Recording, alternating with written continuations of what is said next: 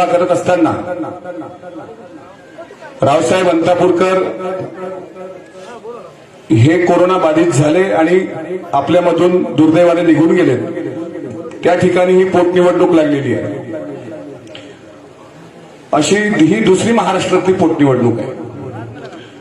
पंढरपूर मंगळवेढा विधानसभा मतदारसंघाचे आमदार भारत नाना भालके यांच्या मृत्यूनंतर त्यांचे पुत्र भगीरथ भालके यांना महाविकास आघाडी सरकारतर्फे आपण तिथे पंढरपूरला उभं केलं होतं। अशाच प्रचार सभा चालायच्या। राष्ट्रवादीची लोक, काँग्रेसची, शिवसेनेची सर्व लोक एकत्र आली, प्रचंड प्रचार केला। त्या प्रचारापुढे पैसा श्रेष्ठ ठरला आणि मतदारांच्या एका चुकीमुळे तिथे भारतीय जनता पार्टीचा उमेदवार निवडून आला।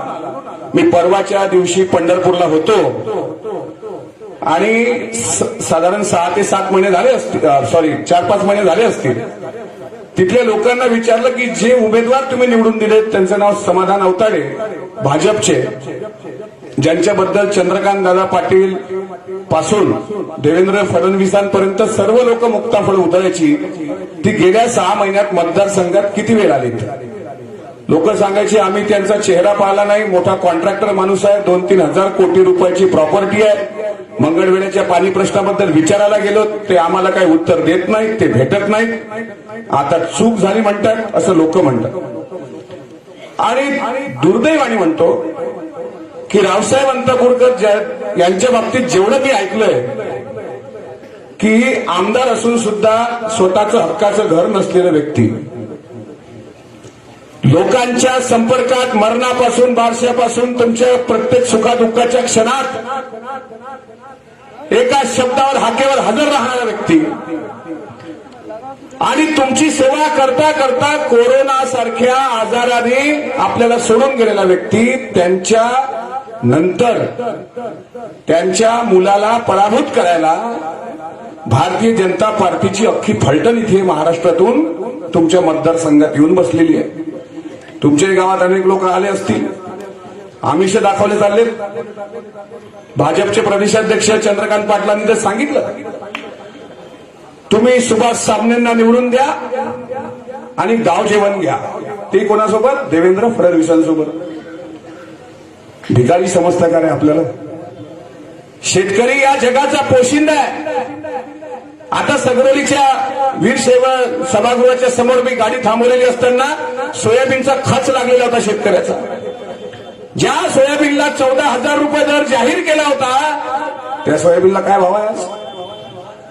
5,000 रुपये। केंद्र सरकारचं पाप बघा की जो शेतकरी आज मालामाल होणार होता, ज्याची दिवाळी तोंडावर आलेली आहे, त्या शेतकऱ्याबद्दल 15,000चं सोयाबीन 5,000वर आणून टाकलं। मग अनिरुद्ध बनकर बोलले डिझेल, गॅस, पेट्रोल काँग्रेसच्या काळात 50 रुपये झालं तर बोंबलायची ती चंद्रकांत पाटलांपासून अख्खी फलटण। आज 113 रुपये पेट्रोल आहे, डिझेल 100 रुपयावर गेलं, गॅस गेला आणि आता कोण्या तोंडाली मतं मागतात भाजपवाली की ज्या उमेदवारांनी अनेक वर्ष मी आता साहेबांच्या तोंडून ऐकलं शिवसेनेवर आमदारकी भोगली,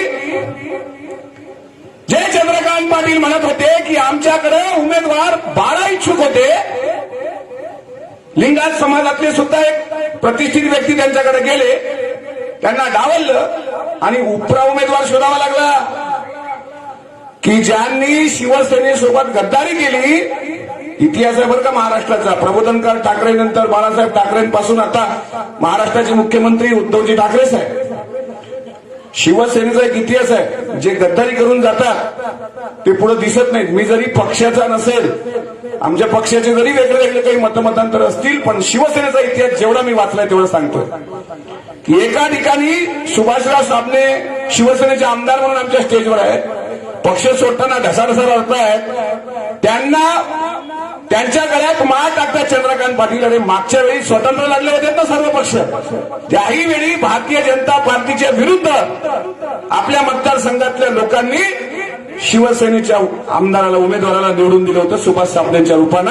आज तोच व्यक्ती शिवसेनेला सोडून भारतीय जनता पार्टीची माळ गळ्यात घालून फिरतोय आणि त्यांच्या प्रचारासाठी येणारे चंद्रकांत पाटील म्हणतात तुम्ही यांना निवडून द्या.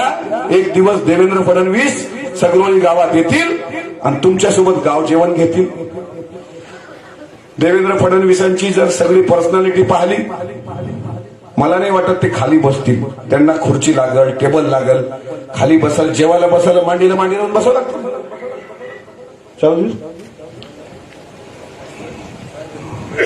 हा, उदय सामंत साहेब येत आहेत, उच्च व तंत्र शिक्षण मंत्री. हा, चालू त्याचं आजचा दिवस पूर्ण तुमच्या मतदारसंघात दिलेला आहे. पण हे जे बदमाश लोक वर बसलेले आहेत, ज्या लोकांनी लखीमपूर उत्तर प्रदेश मधले शेतकरी जे भारतीय संविधानाच्या नियमानुसार शांततेने आंदोलन करत होते, केंद्रीय गृहराज्यमंत्र्याच्या मुलांनी त्यांच्या अंगावर गाडी घालून ठार करून टाकला, चिरडून टाकला शेतकरी.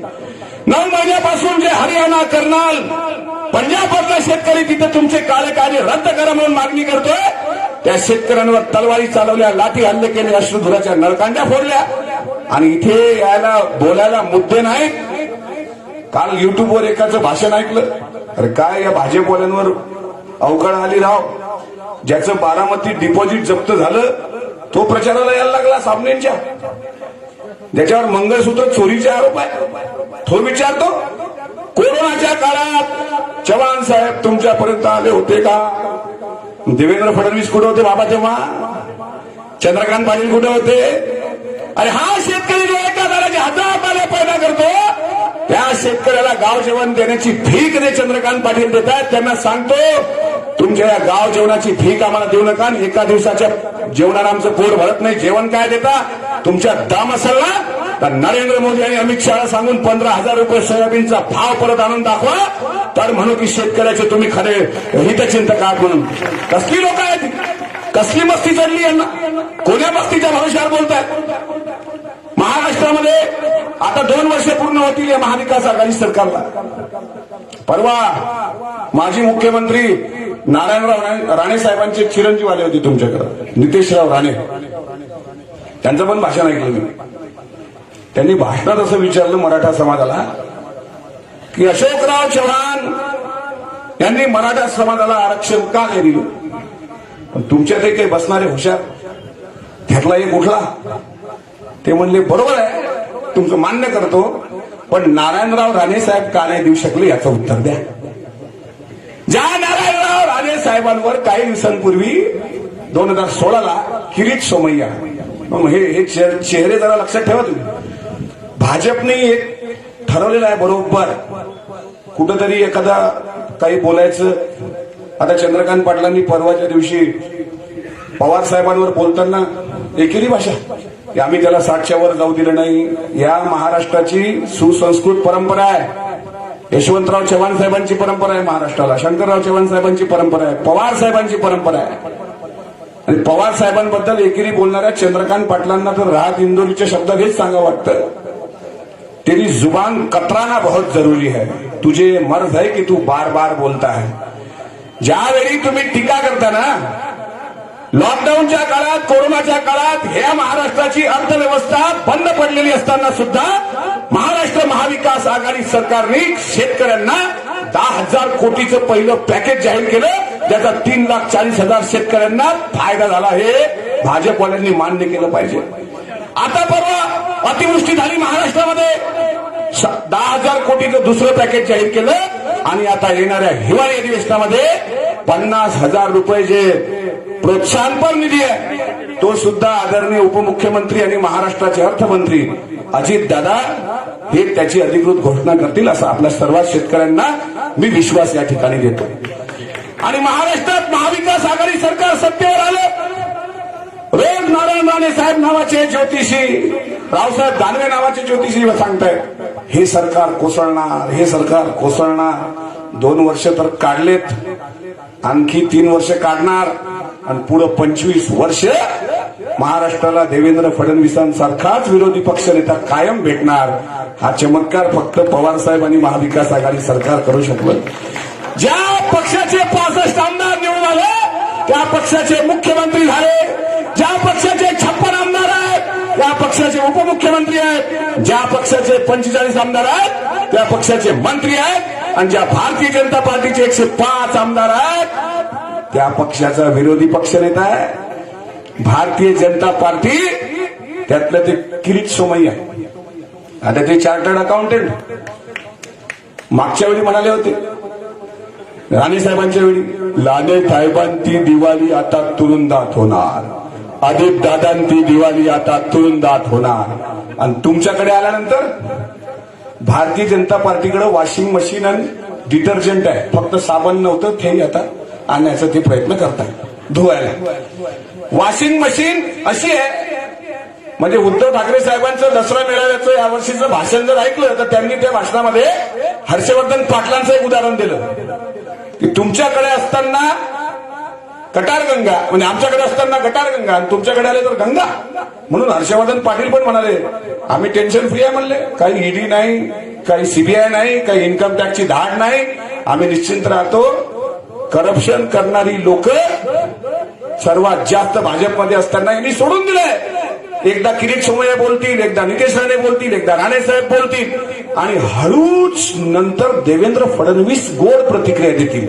ठीक आहे, ती मला माहित नाही, मी त्याबद्दल माहिती घेतो. देवेंद्र फडणवीसांसारखा चतुर, लबाड आणि धूर्त राजकारणी महाराष्ट्रात दुसरा कोणी नाही. अरे ज्या देवेंद्र फडणवीसांनी मराठा आरक्षणाचा खून केला, ज्या देवेंद्र फडणवीसांनी ओबीसीवर अन्याय केला, या लिंगायत धर्मातल्या अनेक पुढाऱ्यांचा ज्या मुर्दा या लोकांनी पाडला, यांच्याकडे व्हिजन काय माहिती?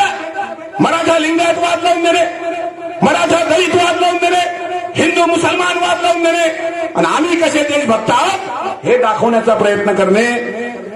तुमच्या दम आहे, ताकद आहे, द्या ना कापसाला भाव. केंद्रात सरकार तुमचं आहे ना. इथे येऊन एखादा मंगळसूत्र चोर जर विचारत असेल की 2 वर्षात महाराष्ट्राला काय दिलं, अरे तुमच्या बापाने नरेंद्र मोदींनी 23,000 कोटी रुपये जीएसटीची थकबाकी अजून आम्हाला महाराष्ट्राला का दिली नाही, हा प्रश्न जोपर्यंत तरुणांना पडणार नाही तोपर्यंत त्यांची मस्ती उतरणार नाही. भावांनो, स्वर्गीय गोपीनाथराव मुंडे साहेबांच्या निधनानंतर प्रीतम मुंडेंविरुद्ध उमेदवार न देता त्यांना खासदार म्हणून सरळ आपल्या तिन्ही पक्षांनी सहकार्य केलं होतं. यांची नैतिकता शिल्लक असती ना तर यांनी सुद्धा रावसाहेब अंतापूरकरांच्या निधनानंतर जितेश अंतापूरकरांविरुद्ध उमेदवार दिला नसता. कुठला आयात करावा लागला, शेवटी शिवसेनेमधला आयात करावा लागला. या निवडणुकीत सर्वात जास्त जर चिडून कोण असेल तर शिवसैनिक आहे. त्यांना उद्धव साहेबांचे आदेश आहेत, आम्हालाही पवार साहेबांचे आदेश आहेत, चव्हाण साहेबांचे सुद्धा आदेश पक्षाला आहे की गद्दारांना धडा शिकवणं ही महाराष्ट्राची परंपरा आहे. तुमच्यावर जर कोणी चालून आला तर कोथडा काढला पाहिजे, हे छत्रपती शिवाजी महाराजांच्या इतिहासात आहे, लक्षात घ्या. आणि हे निवडून आले, समजा केला, आपली चूक झाली, समजा सामन्यांना तुम्ही निवडून दिलं, आता उत्तर द्या. महाराष्ट्रात सरकार कोणाचं आहे? भाजपचं आहे का? हो की नाही? बोलत जा. मैं इसलिए जिंदा हूं क्योंकि मैं बोल रहा हूं, मुझे पता है मुर्दों का कोई इतिहास नहीं लिख सकता. महाराष्ट्रात भाजपचं सरकार आहे का? नाही. महाराष्ट्रात कोणाचं सरकार आहे? महाविकास आघाडीचं. भाजपचं सरकार कुठं आहे? दिल्लीत आहे, केंद्रात, बरोबर. काकाचा बंगला दिल्लीत असला, आले वाटते सामंत नाही. जय भवानी ऐकलं का मुलाची इकडं करंट येत? अच्छा. जिल्हा संपर्क नेते जाधव साहेबांचं टाळ्या वाजून स्वागत करा. जय भवानी जय शिवाजी नारे ऐकले का साबणे साहेबांना झोप नसाल लागत. तिकडे तर वंदे मातरमच आहे. आणि मला मूळ प्रश्नावर येतो, काकाचं घर जर दिल्लीत असेल, दिल्लीत काकाचं घर आहे, सगरोलीमध्ये मुलाला पाहायला पाहुणे आलेत, मुलीकडचे विचारतायत काय रे बाबा किती शेती आहे तुझी, आणि मुलानं जर सांगितलं नाही माझं इथं काय नाही, दिल्लीत काका राहतो, मुलगी भेटेल का? भेटेल का? दिल्लीत ताजमहाल जरी बांधायला असेल तरी सगरोळीत तुझं 2 एकर जरी असलं तरी महत्वाचं आहे ना. पण मुलीवाला मुलगी येताना पाहाल सगरोळीत तुझं घर आहे का? बरोबर. तसं इथं कोण्या तोंडानं भाजपवाली मतं मागायला येतात. अरे तुमचा काका दिल्लीत राहतो, तुमचं सरकार दिल्लीत आहे. लेंडी प्रकल्पाबाबतचे स्वप्न रावसाहेब अंतापूरकरांनी पाहिलं होतं, सार्वजनिक बांधकाम विभागाच्या माध्यमातून सर्वात जास्त कामं झाली पाहिजे हे स्वप्न जे अंतापूरकर साहेबांनी पाहिलं होतं की या ठिकाणी तंत्र विद्यालय उच्च विद्यालय झाली पाहिजे हे स्वप्न जे रावसाहेब अंतापूरकरांनी पाहिलं होतं किंवा शिवलिंग शिवाचार्य आपल्या इथले अहमदपूरकर साहेब महाराज त्यांनी सुद्धा मोर्चा काढला होता त्यांच्यावर सुद्धा भारतीय जनता पार्टीने त्यावेळी अन्याय केला मराठा आरक्षणाकरता मागच्या काळात देवेंद्र फडणवीस असताना मोर्चे निघाले त्यामध्ये सुद्धा मराठा आंदोलकांवर लाठी हल्ला देवेंद्र फडणवीस गृहमंत्री असताना झाला होता हे विसरू नका ओबीसीचं पंख छाटण्याचं पाप भारतीय जनता पार्टीने केलं आज कुठे आहेत चंद्रशेखर बावनकुळे तेली समाजाचा मोठा नेता पण तिकीट कापलं या ओबीसीवर अन्याय कोण पंकजा मुंडेंवर कोण अन्याय करतंय देवेंद्र फडणवीस चंद्रकांत पाटील ही लोक जी या भाजपची प्रेत यात्रा एक दिवस काढणार आहेत ती लोक कोण्या तोंडाला इथं कोण्या तोंडाने मतं मागायला येत आहेत म्हणून तुम्हाला सांगतो साबणे जर निवडून आले तर सार्वजनिक बांधकाम संदर्भातली जी कामं असतात ते तुमचे आमदार करू शकणार नाहीत कारण हे खातं आपल्या पक्षाकडे आहे म्हणजे काँग्रेसकडे आहे साधा आहे जर सामने निवडून आले आणि पैसा लागत असला 200 कोटी रुपये तर अर्थ व नियोजन खातं राष्ट्रवादी काँग्रेस पक्षाकडे आहे म्हणजे अजितदादाकडे आहे जर सामने निवडून आले त्यांना वाटत असेल एखादं विद्यालय उघडावं तर उच्च व तंत्र शिक्षण मंत्री शिवसेनेचे आहेत कामं होतील काय पण जितेश अंतापूरकरांना जर तुम्ही निवडून दिलं आणि पंढरपूर सारखी चूक जर नाही केली तर एक आपला आमदार वाढू शकतो महाविकास आघाडी सरकार सर्वसामान्य लोकांना आमदार करतं माझ्या राष्ट्रवादी काँग्रेस पक्षाने आदरणीय साहेबांच्या आशीर्वादाने आदरणीय अजितदादांच्या कृपेने जयंत पाटील साहेबांच्या कृपेने माझ्यासारखा आता तुम्ही सगळं जाहीर करून टाकलं मी लिंगायत समाज झाला माझा शिक्का आता नाही तर मला माहित मला तर कोणी शोधतच नव्हता हा कोण मी जिकडं गेलं तिकडं तसा मराठा समाजात मराठ्यांसारखा मातंग समाजात मातंगांसारखा मुसलमान समाजात मुसलमानांसारखा मुसलमानांना तर नेहमी सांगत असतो मी इथेही सांगतो खिलाफ है होने दो जान थोड़ी है अरे ये सब धुआं है आसमां थोड़ी है लगेगी आग तो आएंगे घर का इज्जत में किराएदार है जाति मकान थोड़ी है सभी का खून शामिल है इस मिट्टी के भीतर किसी के बाप का हिंदुस्तान थोड़ी है यांच्या बापाचा देश आहे का देश आपल्या बापजात्यांनी खून त्या ठिकाणी टाकून निर्माण केला पण माझ्यासारख्या सर्वसामान्य व्यक्तीला विधान परिषदेवर आमदार बनवलं आणि स्वाभिमानानं सांगतो विधिमंडळाच्या दोन्ही सभागृहात लिंगायत समाजाचा एकमेव आमदार आहे तो तुमच्या समोर उभा आहे हे न्याय देण्याचं काम आदरणीय पवार साहेबांनी केलं आणि महाविकास आघाडी सरकारमधला आमदार आहे मग कामं होतात मी साहेबांना सांगितलं माझ्या मतदारसंघात सार्वजनिक बांधकामाचे काही कोटीची कामं आहेत साहेब म्हणले तू अधिवेशनात पत्र दे मंजूर करून टाकतो म्हणजे माझं सरकार आहे नाही तर ते कुठे नेऊन ठेवलाय महाराष्ट्र माझा अरे 14,000चं सोयाबीन 4,000 आणलं कुठे नेऊन ठेवलाय शेतकरी शेतकरी आत्महत्या करतोय याबद्दल आता बोलायला भरपूर वेळ आता कमी आहे अनेक सभा आहेत साहेब इथे आहेत मी विठ्ठल पावडे साहेबांना म्हटलं होतं चव्हाण साहेब नसताना मला बोलू द्या म्हणजे माझ्यावर प्रेशर नाही राहणार मोठे नेते असले का आमच्यासारख्या छोट्या छोट्या लोकांना थोडं प्रेशर राहतं म्हणून तो बघा अनिरुद्ध बोलकर जोरात बोलत होते जसे साहेब आले त्यांनी न्यूट्रल गेअर टाकला त्याच्यामुळं त्यांनाही बघा बोलताना भावी आमदार 12 आमदारांचं घोंगडं राज्यपालांनी भिजवत ठेवलंय राज्यपाल हे महाराष्ट्राचे नाहीत ते भारतीय जनता पार्टीचे राज्यपाल आहेत पण काळजी करू नका त्या 12 आमदारांमध्ये काँग्रेसकडून अनिरुद्ध बनकरांसारखा एक सर्वसामान्य कलावंतांचा चेहरा लवकरच विधान परिषदेवर येणार नव्हे तर अशोक चव्हाण साहेबांसारखे नेते ते घडवून आणणार भाजपला किती ताकद लावू द्या तुम्ही किती लावा शक्ती तुम्ही किती लावा लुकती अरे ही लोक ती आहेत ज्यांनी महात्मा बसवण्णाच्या वचन साहित्याला विरोध केला आहे ज्यांनी अहिल्याबाई होळकरांच्या बाबतीत आपले उलट सुलट विचार मांडले ज्यांनी छत्रपती शिवाजी महाराजांच्या वारसदारांना अपमानजनक वागणूक दिली उदयन महाराजांसारखे शिवरायांचे वंशज ज्यांना नाशिकमध्ये नरेंद्र मोदींच्या स्टेजवर शेवटी अपमानास्पद वागणूक मिळाली युट्यूबवर तुम्ही पाहू शकता आणि आज मराठा आरक्षण ओबीसीचं आरक्षण कोणी थांबवलं हे बोलतायत ना खोटे इम्पेरियल डाटा कोणी मागवला होता 2017ला मुख्यमंत्री असताना केंद्राकडे पत्र आहे देवेंद्र फडणवीसांचं की इम्पेरियल डाटा द्या, आम्हाला ओबीसीची जनगणना करायची आहे. केंद्र सरकारने डाटा दिला नाही आणि हे त्या भाजपचं पाप आहे. आता काय म्हणतात की या सरकारने मराठ्यांचं आरक्षण घालवलं, या सरकारने लिंगायताचं आरक्षण घालवलं, या सरकारने धनगराचं आरक्षण घालवलं, या सरकारने ओबीसीचं आरक्षण घालवलं. अरे मागच्या काळात तर जरी स्थळी काष्टी पाशारी भाजपचं सरकार होतं ना, त्यावेळी काय झालं होतं? शेतकऱ्यांना न्याय देता आला असता. कर्जमाफी योजना आणली, नाव घेतलं छत्रपती शिवाजी महाराज कर्जमाफी योजना. आणि अटी किती?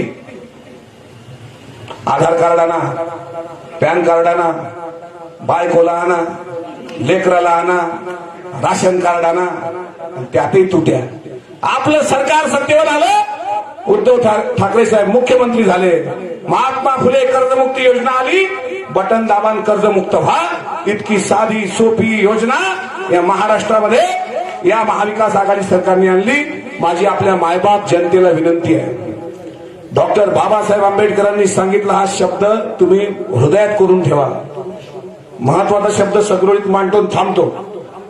बाबासाहेब आंबेडकर म्हणाले होते, तुमचं मत मीठ मिरची एवढं स्वस्त समजू नका. तर आई आणि बहिणीची इज्जत जितकी महत्वाची आहे तितकं लाख मोलाचं मत आहे. हे कुण्या ऐऱ्या गैऱ्या पुढे गहाण ठेवू नका. मतदार राजा हा लोकशाही मधला राजा असतो, मालक असतो. तुमच्या मताला भुलून गाव जेवणावळीवर मत देणार का आपण चंद्रकांत पाटलांच्या? अरे अरे अरे, चंद्रकांत पाटील कोल्हापूरकरांनी हाकललं तिथून. कोथरूडमध्ये त्या मेधाताई कुलकर्णी सारख्या भाजपच्या निष्ठावंत आमच्या बहिणीचा राजकीय बळी घेऊन सुरक्षित मतदारसंघात निवडून यावं लागलं चंद्रकांत पाटलांना. आणि शेवटी आता पवार साहेबांच्या प्रकरणात माफी मागायला लावली. आणि बरं मला सांगा, आता हे म्हणतात हे सरकार भ्रष्ट आहे, हा घोटाळा तो घोटाळा तो घोटाळा. आणि हे काय राजा हरिश्चंद्राची औलाद आहेत का भाजपवाले? कोण आहे भाजपवाले माहित आहे? ए हिटलर के साथी जनाजों के बराती, ए हिटलर के साथी जनाजों के बराती, पूछते नहीं इंसान को कौन है तू, पूछते है तेरा धर्म और तेरी जाति, इनकी सूरत तो पहचानो भाई.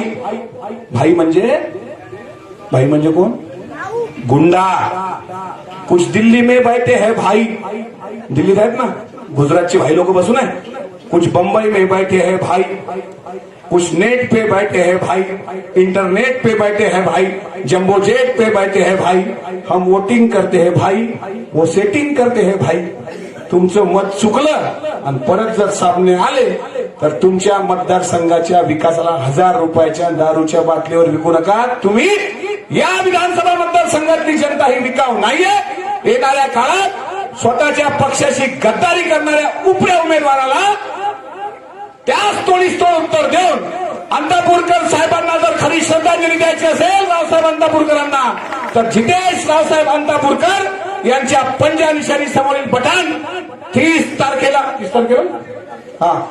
तारखेला लावून 2 तारखेला याच गावात विजयाचा गुलाल उधळण्याची संधी तुम्ही आम्हाला द्या, एवढी विनंती करतो.